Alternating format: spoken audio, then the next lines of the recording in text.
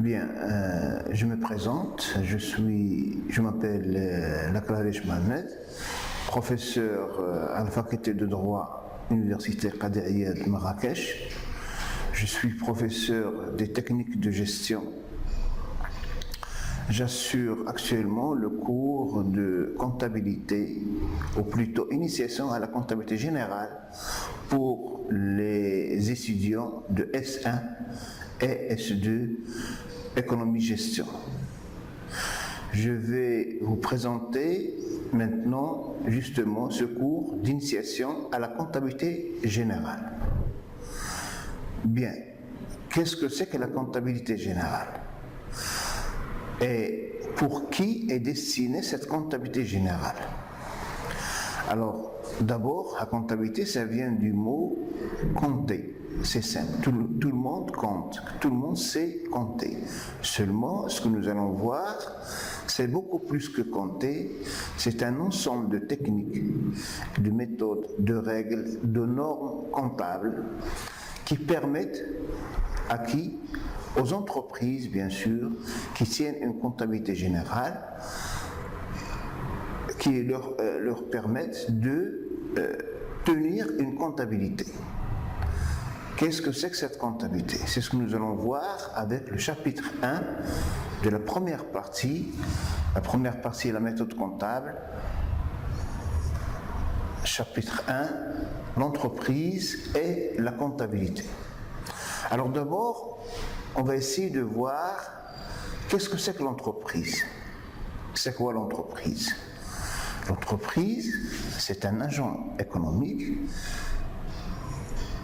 L'entreprise, c'est un agent économique qui produit des biens et services en vue d'être vendus sur un marché.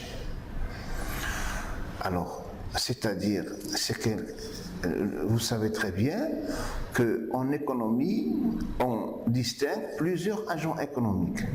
Et à chaque agent économique, il a une fonction. L'entreprise est un agent économique qui produit des biens et services en vue d'être vendus sur un marché. On peut produire, c'est-à-dire la famille produit, par exemple, c'est un agent économique qui produit, mais il produit pour son autoconsommation. Là, l'entreprise, il produit pour le marché, c'est-à-dire, il vend sa production. On peut distinguer deux types principaux d'entreprises. Il y a les entreprises commerciales et les entreprises industrielles. C'est une classification par rapport à leur objet. Il y a les entreprises qui ont pour objet d'activité commerciale et celles qui ont pour objet industriel. Alors, les entreprises commerciales, ce sont les entreprises qui revendent des marchandises qu'ils ont achetées ou ils revendent des services. Exemple, un supermarché, un théâtre, etc. Les entreprises industrielles sont au contraire celles qui achètent des matières premières, transforment ces matières premières et fabriquent à partir de ces matières premières des biens et fournitures susceptibles d'être prêts à être consommés. Ce sont des produits finis. Bien. Maintenant, quelles sont les opérations que cette entreprise, qu'il soit commerciale ou industrielle, effectue? Alors, parmi les opérations, on peut classifier les opérations que l'entreprise effectue en deux grandes catégories. Ce sont soit des opérations d'investissement, soit des opérations d'exploitation. Bien. Qu'est-ce que c'est que les opérations d'investissement, par exemple? Les opérations d'investissement consistent à acquérir des moyens de production. Ainsi, si on lit le contenu du diapo, pour pouvoir acheter, produire et vendre, l'entreprise doit réunir un ensemble de moyens. C'est-à-dire pour que l'entreprise puisse fonctionner normalement, il doit avoir un ensemble de moyens de production.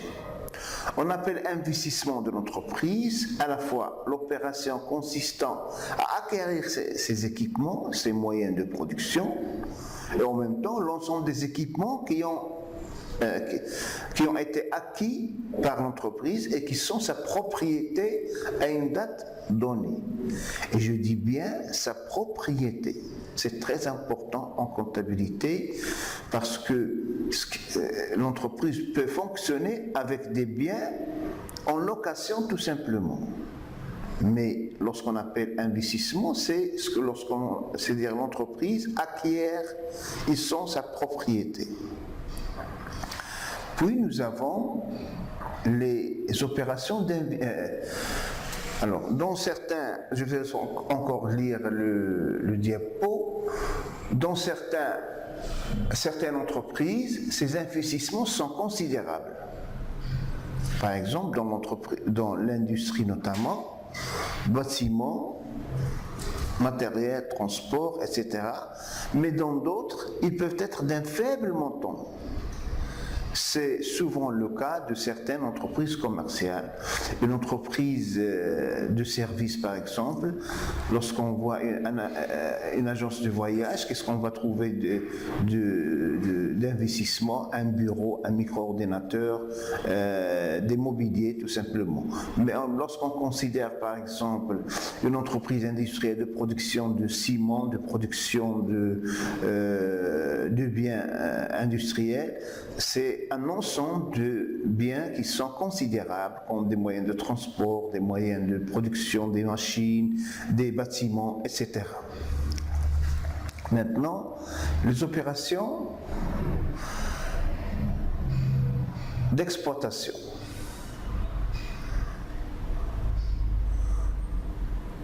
Les opérations d'exploitation.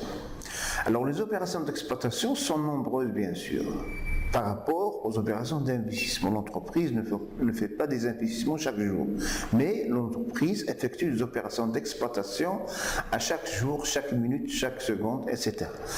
Les opérations d'exploitation sont nombreuses et fréquentes dans l'entreprise. Ce sont celles qui caractérisent son activité. Exemple, achat de marchandises, achat de matières premières, vente de marchandises, paiement des salaires, paiement de loyer, paiement d'un ensemble de charges, d'un ensemble de frais, d'un ensemble où là, il reçoit un ensemble de produits, comme nous allons le revoir ultérieurement.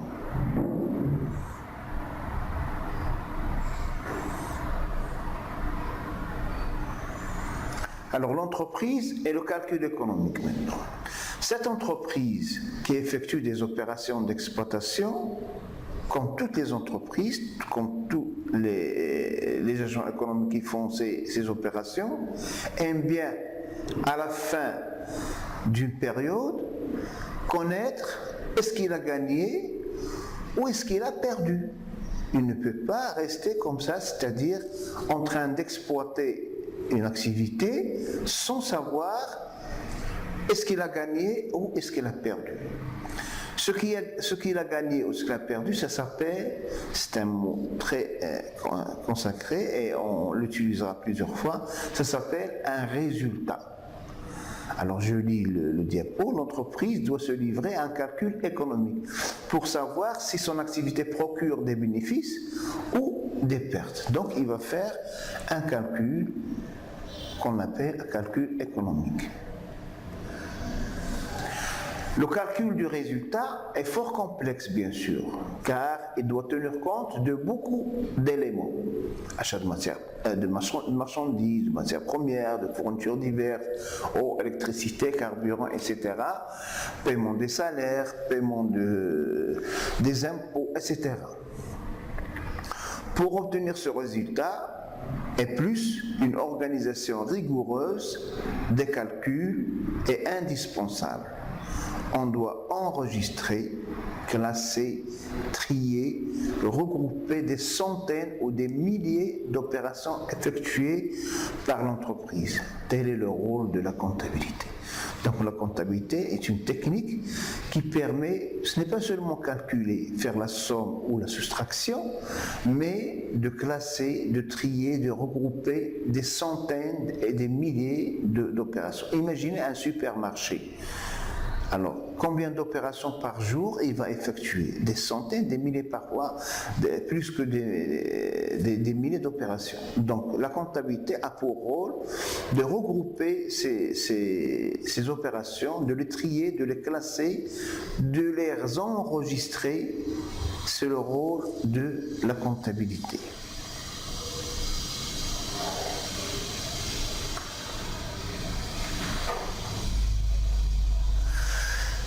Donc, d'où le deuxième point, la comptabilité.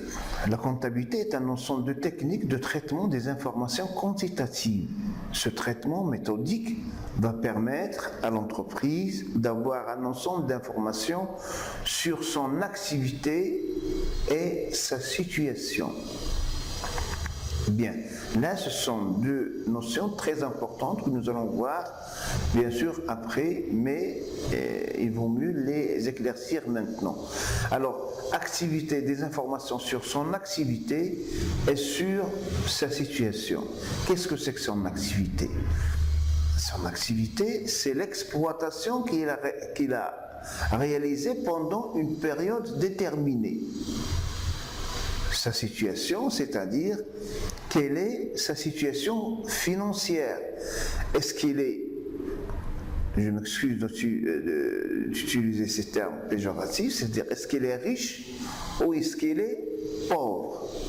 C'est-à-dire est-ce qu'il a les biens suffisants pour payer ses dettes ou alors il est en situation de difficulté. Donc la comptabilité, je résume, a pour but de déterminer le résultat de son activité, de son exploitation et une vision globale sur sa situation financière. Sa situation financière. Est-ce que ses dettes sont inférieurs à ses biens ou c'est le contraire et l'entreprise se trouve alors en difficulté de paiement.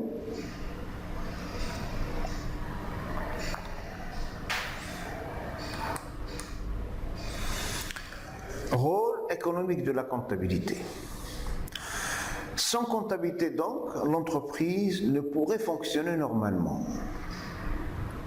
Ses responsables ne peuvent savoir où ils en sont, ni prendre de bonnes décisions.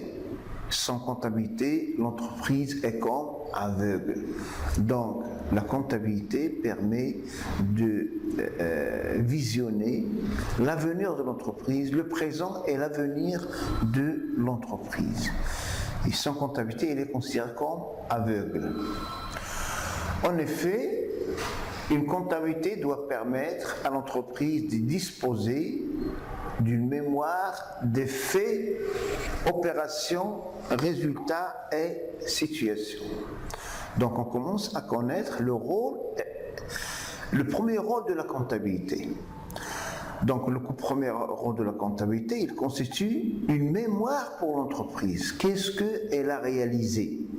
Quelle est sa situation pendant un certain temps? D'un instrument de communication. Donc, il est premièrement mémoire. Deuxièmement, c'est un instrument de communication. Comme nous allons voir, l'entreprise, et comme vous allez voir peut-être avec votre professeur de droit, l'entreprise, on a dit, est un agent économique. C'est une personne morale. C'est une personne morale.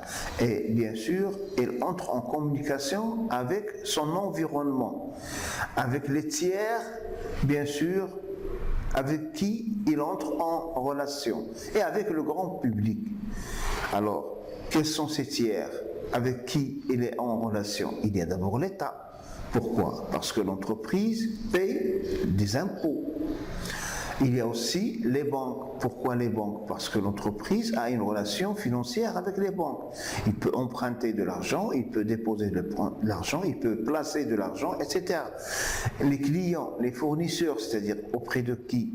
Les clients, c'est-à-dire les agents auprès desquels ils vendent ces marchandises.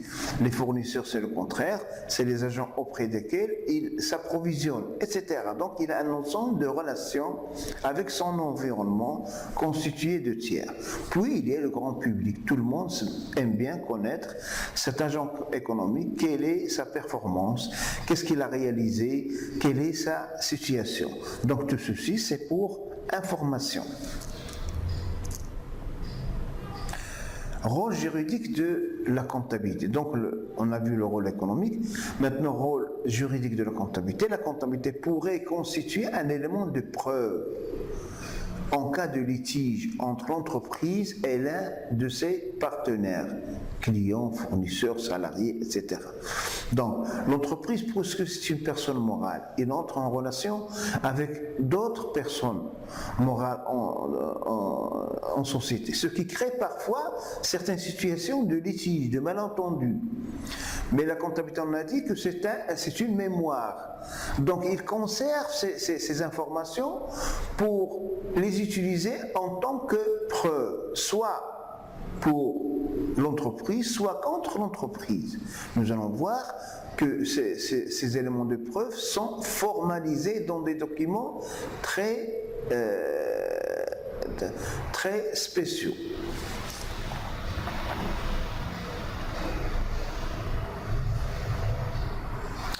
C'est pourquoi toute entreprise est obligée par la loi, donc c'est la loi qui intervient, à tenir une comptabilité. En effet, l'article 1er de la loi comptable marocaine stipule « Toute personne, je continue, ayant la qualité de commerçant est tenue de tenir une comptabilité dans les formes prescrites par la présente loi. » Et bien sûr, l'article continue. Donc, en résumé, la comptabilité, l'entreprise n'est pas libre de tenir une comptabilité ou de ne pas tenir une comptabilité. Elle est obligée par la loi de tenir une comptabilité selon les formes prescrites par la loi. Donc, c'est-à-dire que l'entreprise n'a pas le droit de tenir une comptabilité à sa guise. Elle doit suivre un ensemble de formes et de normes, de règles. C'est l'objet justement de notre cours actuellement.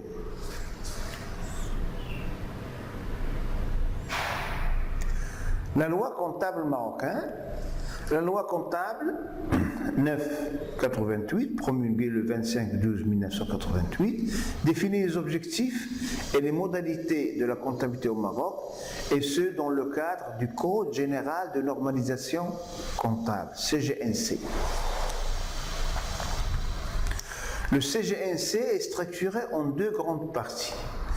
Il y a la norme générale comptable, la NGC, regroupe les principes comptables fondamentaux et le dispositif qui doit régir toute comptabilité normalisée. Donc il y a des règles bien définies et des principes comptables que nous allons voir certains ultérieurement.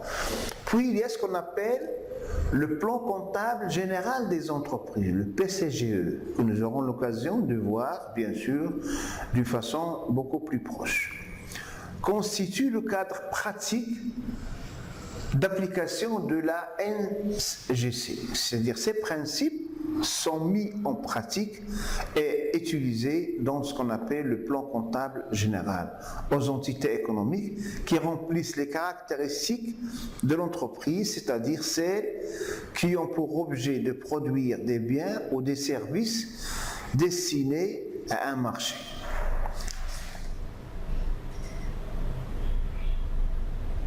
Alors, on arrive alors, après ce chapitre notionnel et plus ou moins théorique, on arrive au chapitre 2, la situation de l'entreprise, le bilan. Si on essaie de revenir un petit peu en arrière, on a dit pourquoi l'entreprise, quel est le rôle de la comptabilité du point de vue économique pour l'entreprise. C'est-à-dire, c'est un moyen pour connaître son résultat et sa situation financière. Alors on va commencer par la situation financière de l'entreprise. Il est donné par un tableau très important qui doit être produit par l'entreprise, c'est le bilan. Alors on va essayer de voir qu'est-ce que c'est que ce bilan et comment il présente la situation de l'entreprise. Qu'est-ce qu'un bilan? On va essayer de voir qu'est-ce qu'un bilan à partir d'un petit exemple. Exemple 1, une entreprise vient d'être créée par M. Alami le 1-4 de N. Celui-ci met dans son affaire 100 000 dirhams qu'il dépose en banque au nom de son entreprise. Sachant que M. Alami, jusqu'à cette date, n'a pas encore utilisé ses fonds et n'a effectué aucune opération d'investissement ou d'exploitation. Établir le bilan de cette entreprise à cette date. Bien. Donc, l'entreprise a une ressource qui est 100 000 dirhams. Qu'est-ce qu'il a fait avec cette ressource? C'est-à-dire, quel est l'emploi qu'elle a fait avec cette ressource? Cette ressource, elle a été déposée en banque. C'est ce qui va être présenté par le bilan, par le tableau qui est le bilan. Alors, le bilan se présentera comme ça. Un tableau, il y a bien sûr à gauche toujours les emplois, c'est-à-dire ce qu'on a fait avec les ressources. Ces emplois s'appellent actifs. On ne va pas entrer dans le détail, quelle est l'explication, l'origine du mot actif. Actif, ça prend comme ça. Puis à droite, toujours à droite, il y a les ressources, ou ce qu'on appelle le passif. Bien sûr, comme on a vu avec M. Alami, avec cette petite entreprise Alami, M. Alami a apporté 100 000 dirhams. Cet apport initial, ça s'appelle en comptabilité capital.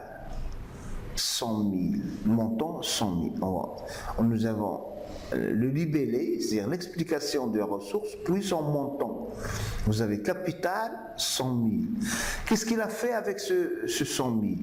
Il l'a déposé en banque. C'est l'emploi. Et vous remarquez bien que le total actif, c'est-à-dire des emplois, est égal nécessairement au total de passifs, qui est 100 000. Vous remarquez bien une autre chose qui est importante et que nous allons utiliser et vérifier après, c'est l'intitulé. Vous avez bilan, l'intitulé et la date. Bilan au 1-4 de N. C'est très important, la date. La date de la situation. Parce que si la situation, si la date change, la situation change nécessairement. Pourquoi? Nous allons voir. Parce que l'entreprise effectue des opérations à chaque instant.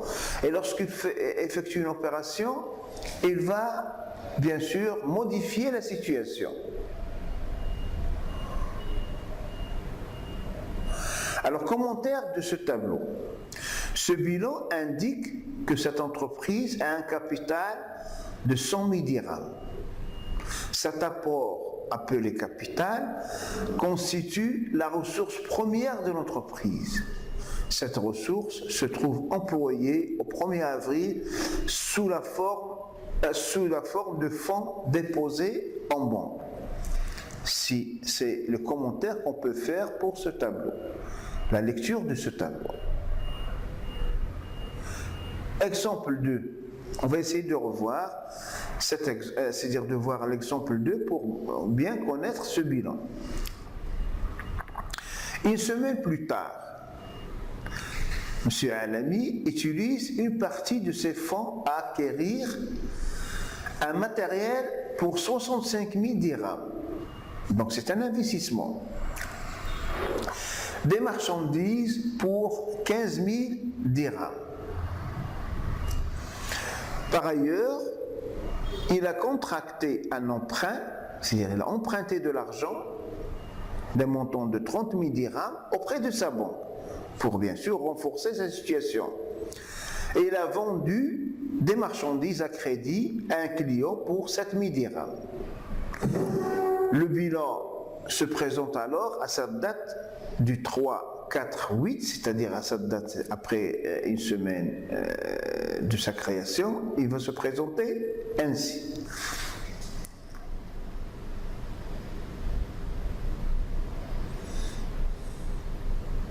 Alors, vous voyez bien la date, bilan 8-4 de N. On va commencer par les ressources, c'est-à-dire le passif. Le capital, bien sûr, est toujours de 100 000, c'est ce qu'il a apporté au début. Puis, nous avons un emprunt de 30 000 dirhams qu'il a effectué, qu'il a contracté auprès de sa banque. Ce qui va donner un total de ressources de 130 000. Maintenant, les emplois ou l'actif du bilan. Qu'est-ce qu'on va trouver? Qu'est-ce qu'il a fait avec ce 130 000 dirhams? Il a acquis, il a acheté du matériel, 65 000. Il a acheté des marchandises, 15 000. Et la banque, 50 000. Alors, à la date du 3 avril, les ressources dont l'entreprise dispose, capital de 100 000 et emprunt 30 000, sont employées sous 3 formes. Donc, c'est la lecture de ce tableau. Vous avez matériel, marchandises, fonds en banque. Donc, pour lire ce bilan, ce tableau, qui est le bilan, nous avons à la date du 3 avril,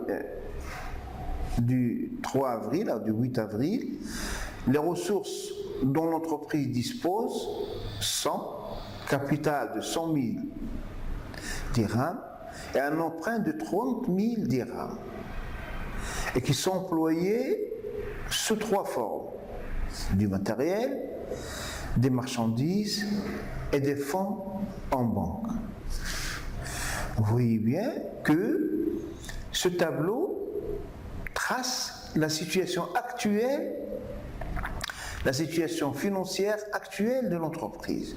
Et j'attire votre attention à ce qu'il faut toujours qu'il y ait le total actif est égal au total passif, c'est-à-dire le total des ressources que l'entreprise a est égal au total des emplois de ses ressources. Donc, cette égalité, elle est sacrée dans le bilan. Il doit y avoir toujours total actif est égal total passif. Alors, définition finale du bilan. Qu'est-ce que c'est que le bilan? Le bilan est donc un tableau composé de 2 parties. La partie gauche, appelée actif, regroupe l'ensemble des emplois, les biens. La partie droite, appelée passif, toujours, regroupe l'ensemble des ressources. Qu'est-ce que c'est que ces ressources? C'est-à-dire capital plus dette. Il n'y a pas, nous allons voir actuellement, jusqu'à maintenant, qu'il n'y a pas autre ressource que le capital plus les dettes. Le bilan est un document comptable qui reflète la situation financière, c'est très important, l'expression que nous allons utiliser, que vous allez utiliser bien sûr beaucoup de fois, la situation financière de l'entreprise à une date donnée. Je répète, donc le bilan n'est qu'un tableau qui regroupe l'ensemble des avoirs de l'entreprise en termes de biens, c'est l'actif. Tout ce que l'entreprise possède, les biens de l'entreprise. Je dis bien possède, dont elle est la propriétaire, c'est-à-dire les biens qui lui appartiennent. Et en contrepartie, vous avez les ressources avec lesquelles elle a pu acquérir ces biens. Ces ressources sont conçues essentiellement par un capital qui est l'apport initial du propriétaire ou de l'exploitant ou de l'entrepreneur et les dettes que cette entreprise a pu contracter auprès des tiers, banques, fournisseurs, autres. Donc le bilan est un document comptable qui va refléter la situation financière de l'entreprise à une date donnée.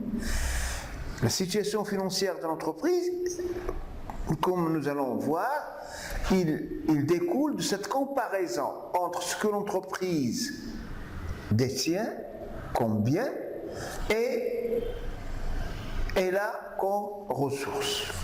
Bien. Les emplois sont réalisés grâce aux ressources. De ce fait, le bilan doit être équilibré, comme je l'ai dit tout à l'heure. Donc c'est une équation qui doit être bien observée. Total des emplois est égal total des ressources, bien sûr. D'où total d'actifs est égal total passif. C'est une équation à respecter. S'il y a déséquilibre, c'est-à-dire que la situation n'est pas bien présentée, le tableau ou le bilan, il est faux. On peut le présenter en histogramme, comme vous le voyez devant vous. Il y a l'actif, c'est la totalité des biens. Le passif, c'est le capital et les dettes. Donc c'est clair, je crois que c'est clair, ce n'est pas bien. Ainsi, l'actif comprend donc tous les biens appartenant, je dis bien appartenant, dont l'entreprise est propriétaire. Appartenant à l'entreprise, qui comprend des matériels, immatériels, qu'elle possède à sa date. Construction, terrain, fonds commercial, marchandises, etc. Tous les biens qui peuvent appartenir à l'entreprise. Le passif du bilan, ou la série de ressources, qui ont permis la réalisation des emplois à l'actif et qui comprend le capital qui a été apporté par les associés ou l'entrepreneur individuel, l'apport initial, les dettes, elles sont le plus souvent subdivisées en, bien sûr, c'est-à-dire en fonction de leur échéance, en fonction du temps, de leur temps.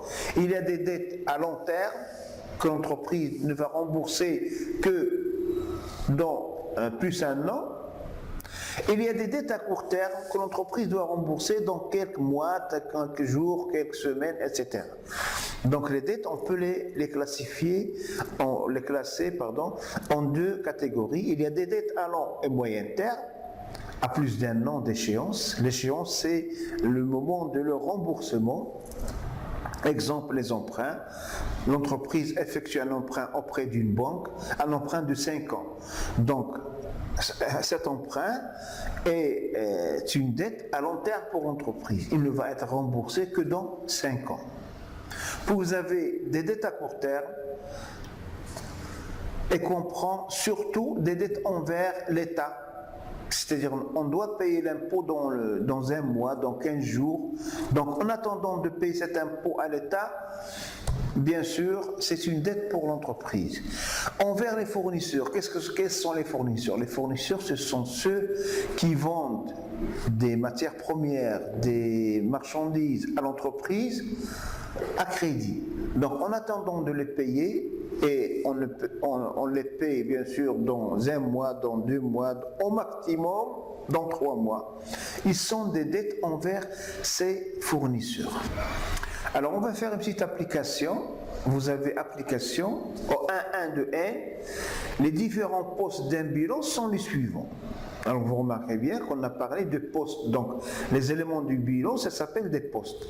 Alors vous avez capital, 450 000, marchandises, 150 000, dette envers les fournisseurs, 80 000, avoir en caisse, 60 000, matériel et outillage, c'est-à-dire le matériel avec lequel fonctionne l'investissement, dont on a parlé tout à l'heure, 335 000, avoir en banque 90 000, dette envers l'État 50 000, emprunt 75 000, créance sur client 20 000. Alors, qu'est-ce que c'est que créance sur client? Les clients, ce sont les tiers, les autres entreprises à qui on vend à crédit. En attendant qu'ils nous payent, on les appelle créances. On les appelle créances.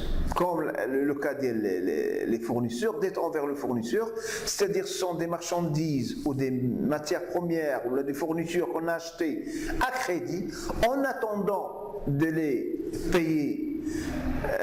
De payer ces marchandises, ils sont des dettes envers les fournisseurs. Donc nous avons des créances sur les clients et nous avons des dettes envers les fournisseurs. Alors dresser le bilan à sa date. Donc il s'agit de dresser le bilan à sa date. Je répète, le bilan, qu'est-ce que c'est qu'un bilan?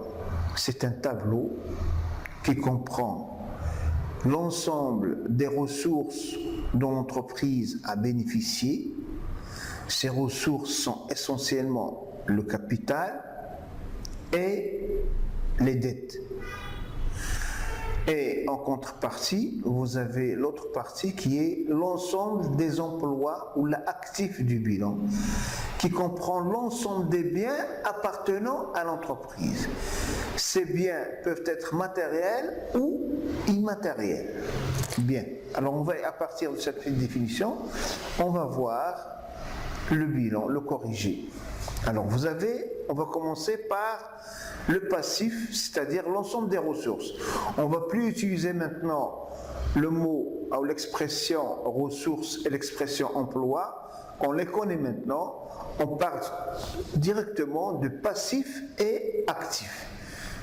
Sachant que le passif, c'est l'ensemble des ressources et l'actif, c'est l'ensemble des emplois. Maintenant, le passif, qu'est-ce qui comprend le passif? On a dit les ressources, c'est-à-dire le capital plus les dettes. Le capital est de combien? De 450 000. Les dettes, ils comprennent les emprunts, les dettes envers le fournisseur et les dettes envers l'État. Bien. Alors, capital 450 000, emprunt 75 000, fournisseur 80 000, État 50 000. Vous remarquez bien qu'on n'a pas écrit dette envers l'État, dette envers fournisseur. Lorsqu'on met tout simplement fournisseur au passif, ça veut dire automatiquement que nous avons une dette envers le fournisseur de 80 000. Lorsqu'on met l'État au passif, ça veut dire qu'on a automatiquement une dette de 50 000 envers l'État. On n'a pas besoin d'introduire cette précision, dette envers l'État, dette envers le fournisseur, ce n'est pas la peine. Donc le total des ressources, c'est 655 000. Maintenant, en contrepartie, l'actif ou la série des emplois, on va trouver tout l'ensemble des biens appartenant à l'entreprise. Je dis bien appartenant à l'entreprise. Alors qu'est-ce qu'on va trouver parmi ces biens? Il y a les matériels outillage, c'est-à-dire les biens de production. Il y a les marchandises, c'est-à-dire les stocks de marchandises que nous avons, bien sûr, dans l'entreprise. Il y a clients, c'est-à-dire ce qu'on a des clients, c'est-à-dire les créances sur les clients, c'est-à-dire ce que doivent les clients nous payer. On leur a vendu des marchandises à crédit et ces clients doivent nous rembourser dans 1 mois, dans 2 mois, dans 15 jours, etc. Alors en attendant de nous rembourser, ça s'appelle des créances. Mais on écrit tout simplement client. Lorsqu'on voit client, ça veut dire qu'il y a une créance sur les clients. Puis nous avons banque, Qu'est-ce que dire banque? C'est-à-dire les avoirs de l'entreprise en banque. Donc on n'a pas besoin d'écrire là aussi avoir en banque, on écrit tout simplement banque et on écrit tout simplement caisse, c'est-à-dire les avoirs, les espèces en caisse dans l'entreprise. Alors si on fait le total, on va trouver 655 000. Matériel outillage 335 000, marchandises 150 000, clients 20 000, banque 90 000, caisse 60 000. Donc vous remarquez, je répète encore une fois, l'actif c'est la série des emplois, c'est l'ensemble des biens appartenant à l'entreprise. Le passif c'est la série des ressources, c'est l'ensemble des ressources dont l'entreprise a bénéficié. À quelle date? Aux dates du 1-1 de N. Alors la situation représentée par un bilan n'est valable qu'à la date de ce bilan. Donc la date est très importante. Si on change de date, la situation va nécessairement changer. Je répète la remarque. La situation représentée par un bilan n'est valable qu'à la date de ce bilan. La veille, le lendemain, sa situation est différente car les opérations de l'entreprise modifient ce bilan nécessairement.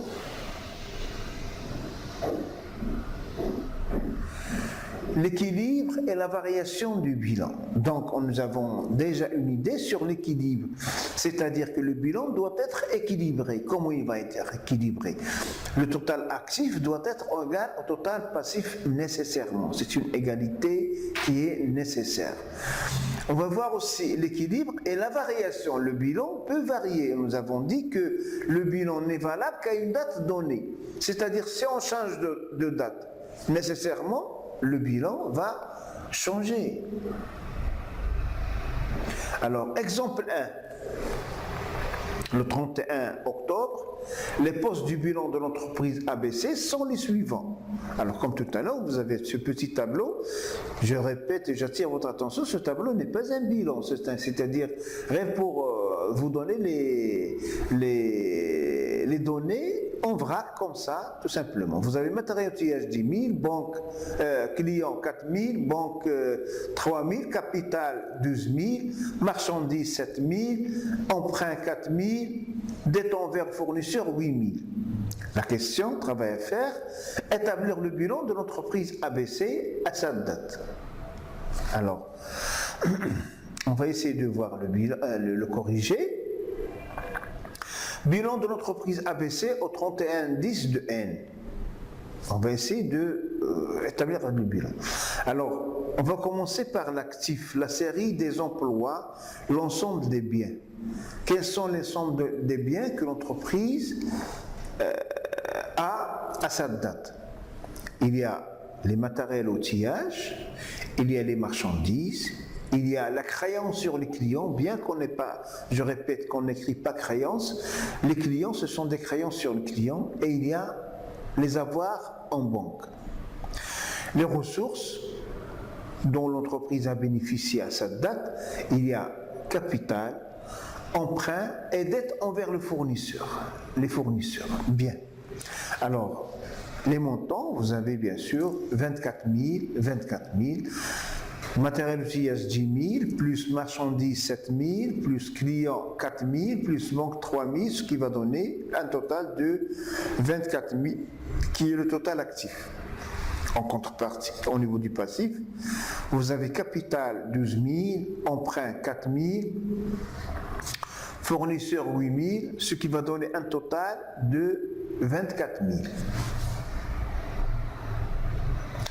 Alors, les créances sur les clients sont des droits à obtenir au profit de l'entreprise à l'occasion des ventes à crédit à ses clients. Ce que j'ai dit tout à l'heure, c'est-à-dire lorsqu'on vend des marchandises ou des produits finis à des clients à crédit, en attendant de recevoir le paiement de ces clients, c'est une créance sur le client.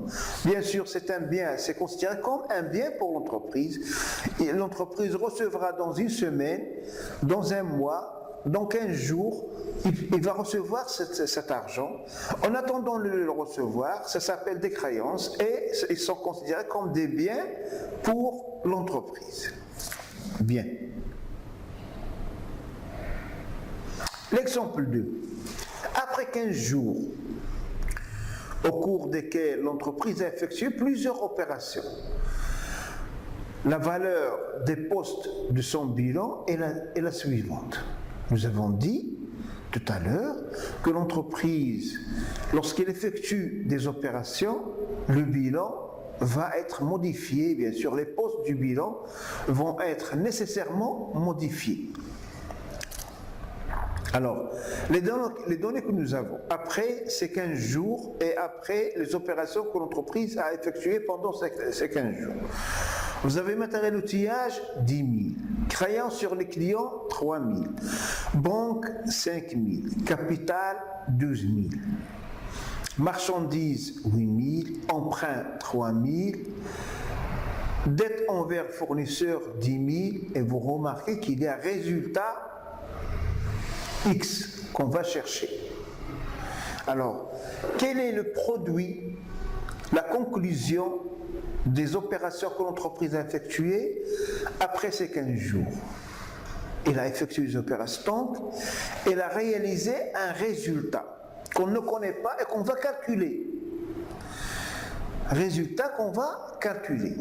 Alors, la question, le travail à faire, établir le bilan de l'entreprise ABC à cette date. Alors, on va essayer en fonction de ce que nous avons, des données que nous avons, des postes, des valeurs des postes, on va essayer d'établir le nouveau bilan. Voilà le nouveau bilan. Alors, bilan d'entreprise ABC au 15-11 de N. Bien. Matériel outillage, 10 000. Marchandises, 8 000. Clients, c'est-à-dire crayon sur le client, 3 000. Banque, 5 000. Le total, c'est 26 000. Au niveau du passif, la série de ressources, capital, 12 000. Résultat, nous allons voir comment on l'a calculé, 1 000. Emprunt, 3 000, fournisseurs 10 000. Vous avez le total des ressources et le total des emplois qui est toujours le même. Bien. Alors, comment on a calculé le résultat? Alors, total actif est égal à 26 000. Total passif, sans prendre en considération le résultat, est égal à 24 000. Alors, vous avez 12 000 plus 3 000, 15 000 plus 10 000, 25 000. Je m'excuse, c'est 25 000. Résultat total de l'actif moins total passif. C'est-à-dire 26 000 moins 25 000 est égal à 1000. Donc le 1000, le résultat, c'est ce qu'on a calculé à partir du total actif qui est 26 000 et du total passif qui est 25 000. Alors pour retrouver l'équilibre, on va on a figuré dans le bilan le résultat. Le résultat pour montrer la variation du bilan par rapport du premier bilan par rapport au deuxième bilan et pour retrouver l'équilibre. Il doit toujours y avoir un équilibre entre le total actif et le total passif. C'est-à-dire sans prendre en considération le résultat, on fait le total des deux, on va trouver un déséquilibre. Pour retrouver cet équilibre, on doit faire le total actif moins le total passif dans le résultat. Alors le résultat est un poste qui figure toujours sous le capital. Bien. Alors, et puisque le total de l'actif à cette date dépasse le total du passif, la différence constitue le résultat. Ainsi, si le total actif est supérieur au total passif, le résultat est un bénéfice. Si le total actif est inférieur au total passif, le résultat est une perte. Le poste résultat apparaît au bilan immédiatement au-dessous du poste capital lorsqu'il est une perte, il sera accompagné du signe moins. Bien. Donc je répète, si le total actif, c'est quoi le total actif? Le total actif, c'est l'ensemble des biens appartenant à l'entreprise. Si ce total actif, c'est l'ensemble des biens supérieurs au total passif, bien sûr, c'est un résultat. C'est-à-dire les biens, la valeur des biens appartenant à l'entreprise dépasse largement la valeur des ressources, des passifs, des dettes et du capital. C'est-à-dire que l'entreprise a réalisé un bénéfice. Maintenant, si c'est le contraire, le total des biens, le total des valeurs des biens est inférieur au total des valeurs des ressources. L'entreprise réalise alors une perte. Alors qu'il soit une perte ou un bénéfice, le post-résultat apparaît au bilan toujours immédiatement au-dessous du post-capital. Toujours. Lorsqu'il y a une perte, il sera accompagné du signe moins. Mais lorsqu'il, bien sûr, c'est un gain, c'est un profit, il sera avec le signe plus. Exemple 3.